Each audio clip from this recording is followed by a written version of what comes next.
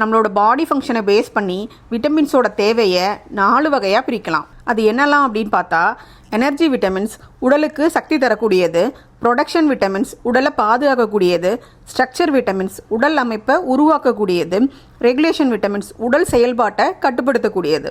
Energy vitamin எதை சொல்கிறோம் அப்படின்னு பார்த்தா, விட்டமின் பி காம்ப்ளெக்ஸை தான் எனர்ஜி விட்டமின்னு சொல்லுவோம்.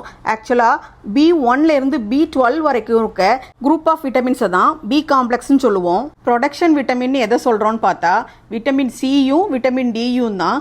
ஸ்ட்ரக்சர் விட்டமின் எதை சொல்கிறோன்னு பார்த்தா, விட்டமின் ஏவும் விட்டமின் கேவும் தான். ரெகுலேஷன் விட்டமின் எதை சொல்கிறோன்னா, விட்டமின் இ அண்ட் விட்டமின் டியை தான் சொல்கிறோம். என்ன யாரும் ஒரு விஷயத்தை யோசிக்கிறீங்களா, ஒரே விட்டமினை 2 தடவை சொல்லிட்டீங்க அப்படின்னு? அப்படி யோசிச்சிருந்தீங்கன்னா நீங்கள் கரெக்டாக ஃபஸ்ட்லேருந்து பார்த்துருக்கீங்கன்னு அர்த்தம். விட்டமின் டி தான் டூயல் ரோல் ப்ளே பண்ணுது. என்னெல்லாம்னா, ஒன்று ப்ரொடக்ஷன், இன்னொன்று ரெகுலேஷன். இந்த வீடியோவில் விட்டமின்ஸோட பேசிக் ரோல் தான் பார்த்தோம்.